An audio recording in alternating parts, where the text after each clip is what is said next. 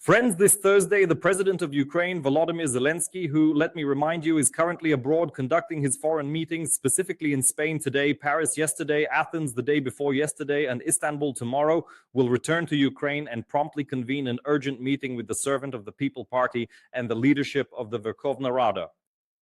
This post from the president of Ukraine's official telegram is the final paragraph. Note, Thursday, instructed to ready a staff meeting. Of course, this week there will be relevant talks with government officials and meetings with the leadership of the Verkhovna Rada and deputies of the Servant of the People faction. I'm currently working on developing several essential legislative initiatives and making crucial rapid decisions that are vital for our nation's well-being and future. Glory to Ukraine. And right away the question arises, friends, what happened?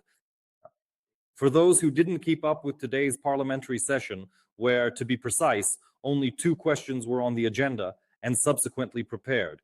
Indeed, this is about Halushchenko's and Hrinchuk's resignations, the energy and justice ministers respectively, but observe what transpired in the Verkhovna Rada. Take a look.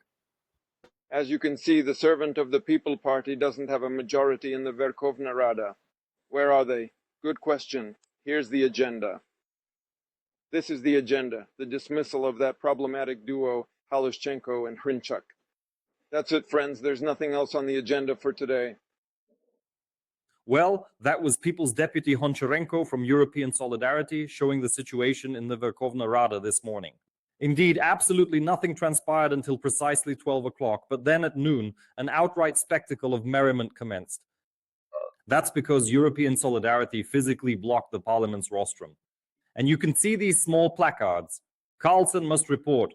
How much does darkness cost? And so on and so forth. The core demand being made is for the cabinet's resignation. On the left, you can clearly see the left corner of this very photo, this specific slide. This constitutes the principal demand, as it has unequivocally become evident that simply dismissing a mere 2 ministers is entirely inadequate. This became quite evident to the opposition against the Servant of the People Party and Volodymyr Zelensky, specifically European Solidarity. Well, let's say, in quotes, it demands drastic measures. Yes, it demands bigger and more substantial decisions. And it's not just European Solidarity, there's also the Holos Party, a smaller faction, but nonetheless present. There is also Yulia Volodymyrivna Tymoshenko with her corresponding statement concerning a government of national unity. So everyone is gradually realizing that the coalition, or the monomajority that existed in the Verkhovna Rada, is effectively becoming uncontrollable. And that is precisely why we don't see an organized presence of these deputies who were supposed to work diligently today. Instead of blaming European Solidarity for blocking the rostrum, they chose to adjourn the session by noon and not reconvene today. Well, you know, this just comes across as rather unserious. A controlled majority in the Verkhovna Rada resolves the issues before it, not just, well, let's meet tomorrow and see. And this has sparked a ton of incredible rumors today that maybe half of the deputies, and I'll remind you that the servants have approximately 170 members remaining, give or take. So that leaves them with roughly 70 votes, more or less. That the Servant of the People Party is genuinely losing ground due to this fundamental stance. The consensus that has developed even among members of Servant of the People, along with representatives from opposition forces and factions, indicates quite clearly that current measures are insufficient, truly not enough. Somewhat more substantial changes are indeed required. And from that point, the conspiracy theories truly start to emerge. Who then could become the pivotal figure initiating this significant transformation, one that is clearly anticipated by a reconfigured majority within the Verkhovna Rada? And ultimately, what could this reconfigured majority, if indeed it comes to pass, realistically accomplish? It would be capable of establishing a new cabinet of ministers. It has the potential to transform the Ukrainian president into, as some suggest, an English queen, while others envision him as a mere ceremonial general, essentially a figurehead. So, essentially, a person whose role would be largely ceremonial, performing ritualistic functions without actually impacting branches of government not formally recognized, at least de jure, correct? It is evident that, under Ukrainian law, no one possesses the authority to divest the president of the right to designate the security bloc. However, observe how fascinating this situation is. I seldom frequent this particular Telegram channel, as frankly, that's my personal view on its content. Politika strani, And surprisingly, they managed to put together a truly intelligent and well thought out analysis. Although they formally criticized the president's office, they expressed their critique quite openly and publicly. Well then, sources from Strana within Servant of the People are indicating that Poroshenko is improbable to emerge as the focal point, to coin a phrase, for a fresh majority within the Rada. This is a direct quote. Neither Poroshenko nor grant-funded structures have support, not only in Servant of the People, but in the parliament as a whole. For Poroshenko and Fiala, the Ukrainian Czech businessman and owner of Ukrainska Pravda, who is closely associated with Western structures, no one will do the dirty work. Even with the corruption scandal, this particular group of individuals won't manage to gain a majority on their side. The sole means by which the parliament and government can be extricated from the influence of Bankova is if powerful individuals within the Servant of the People party who are opposed to Yermak begin to assert their own independent strategies and actions. And what follows is very interesting. We are talking about the head of the faction Arakhamia and the first deputy prime minister Fedorov.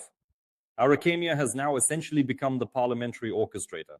He holds the levers of control not only over the Servant of the People faction, but also organizes vote gathering in other groups and factions. Fedorov is someone who could become prime minister, having the image of a technocrat.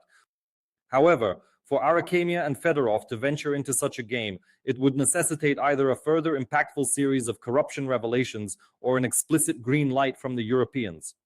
This information comes from an undisclosed source, as reported by the Telegram channel I Politica Strania, which boasts 321,000 subscribers on this specific Telegram channel. Well, I actually agree on a broader scale that indeed European solidarity and Poroshenko probably won't be able to amass enough support to form the foundation for any kind of coalition or unity.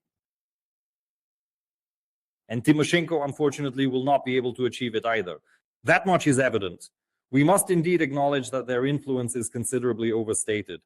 However, there was an attack made on Ukrainska Pravda and Fiala, who are said to be spreading false information and therefore are not considered to be credible. Listen, here's the story. We still have a considerable journey ahead to achieve a government of national unity. And I have a distinct feeling that it's highly improbable we will reach that point in the immediate future.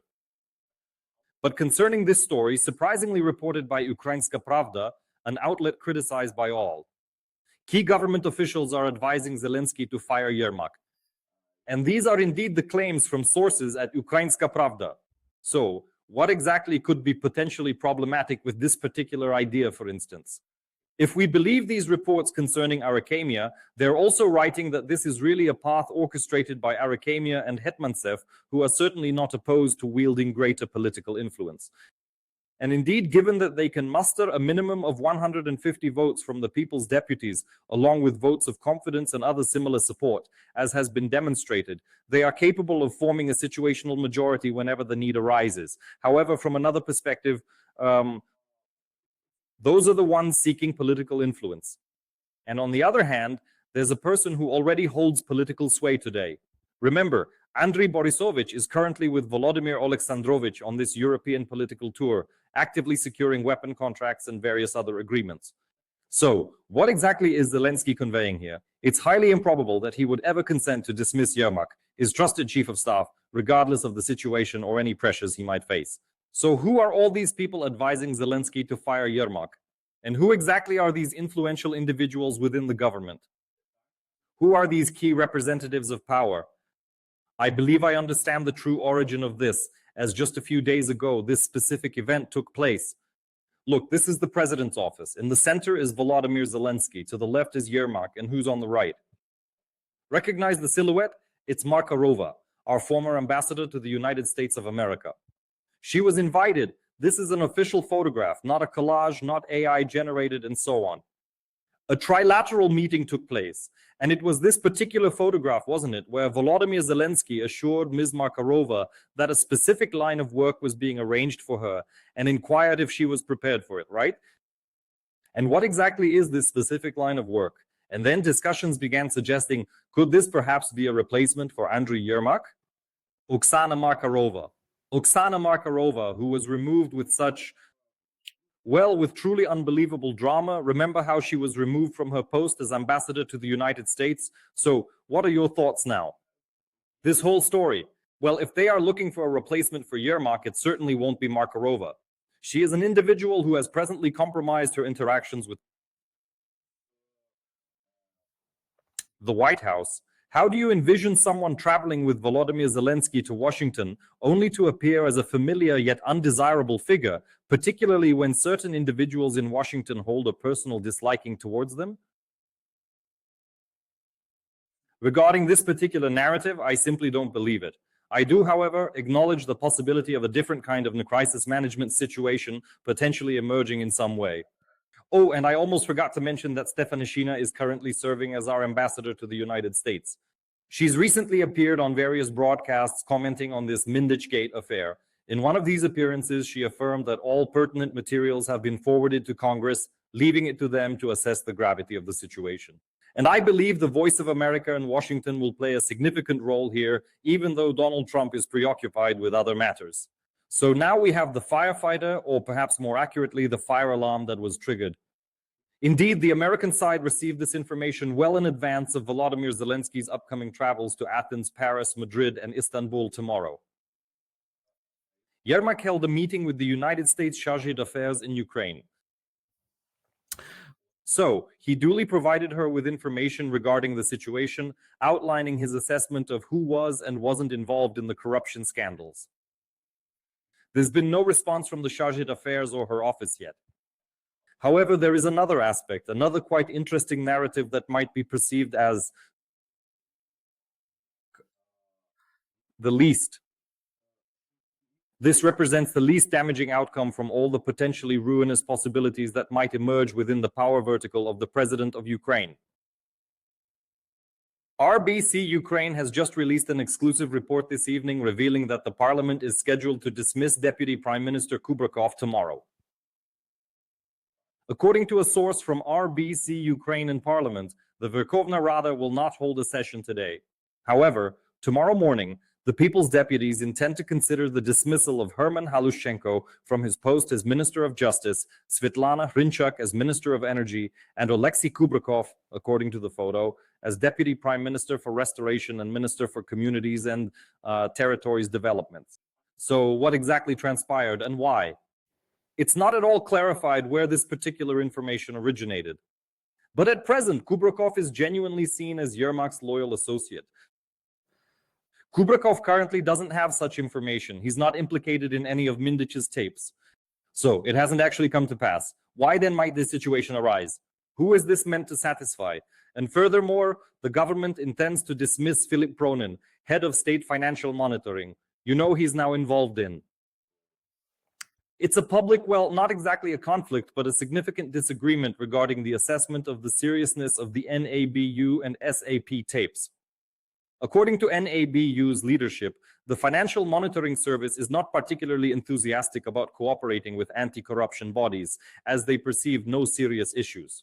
So Philip Pronin, who currently or becomes a central figure in various journalistic investigations and reports, regarding defense budget expenditures during his tenure as head of the Poltava Regional Military Administration. Well, here, regarding Pronin, it's still possible to find some plausible explanations for this situation. But Kubrakov? Will he show up on the tapes in the next episodes? For the moment, I genuinely perceive this as crisis management. That's still how I perceive all of this, yes. Is what they've done sufficient, or should they be striving for something more ambitious, perhaps? Mr. Yermak, or perhaps a full and complete reformatting? Evidently, these events won't transpire tomorrow. Not in the immediate future, that is.